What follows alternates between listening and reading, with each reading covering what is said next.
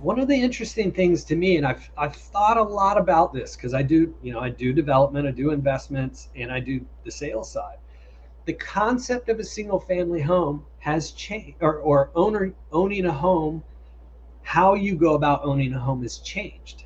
And I'll give you a couple of layers of that. When the single family home concept was created, those master plan communities, so to Right, speak, right. was right after World War II. There's a great New York Times podcast about that time period, and when people were coming back from the war, they were just building homes all over the place, and they were affordable, they can get into.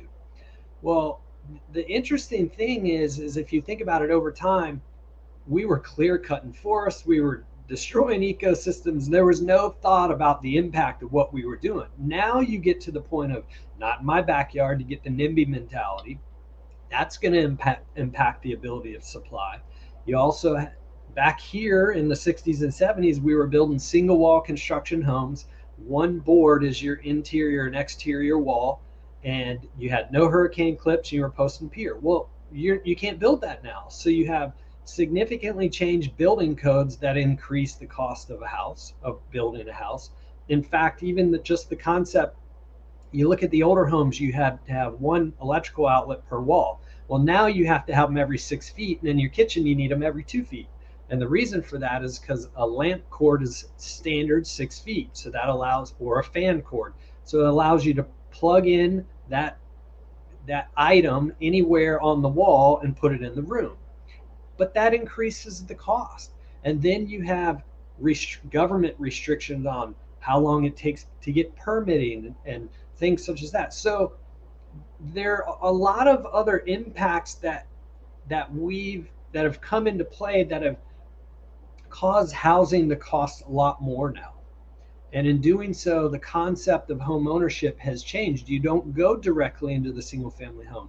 You're going to go condo, and then maybe a nicer condo, step up to the townhouse, step up to the single family home eventually. But it's not realistic in many city markets because of we're living in such high dense places to be able to go into the single family home right out of the gate.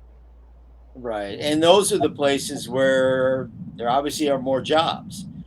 Now, one thing that's changed in the working environment is that more people can work remotely. They may actually be able to choose their location, which happened a lot during the pandemic, right? A lot of people did the geographics, but there's no question that the cost of building um, has gone up as well. So, Some of it uh, is higher impact. The not in my backyard mentality has yeah, put significant restrictions. I mean, we have it here. Not only there was the development of Manoa, and there was big pushback, but even the concept of keep the country country.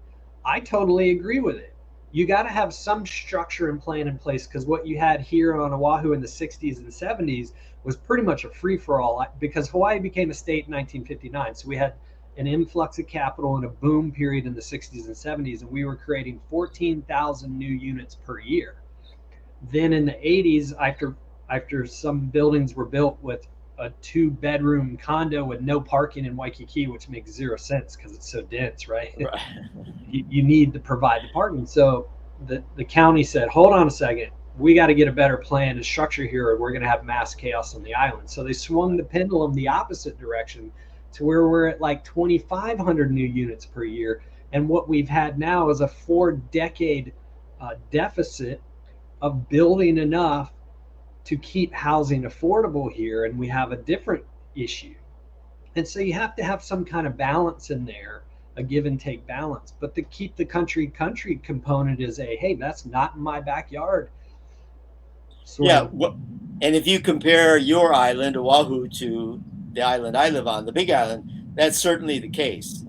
Big Island of Hawaii, I mean, you've got Hilo on the east side, Kona on the west side, and boy, it's country and old plantation villages in between, really. And a lot of people want it to stay that way. Yep. And yet, we do have housing issues here on the Big Island as well.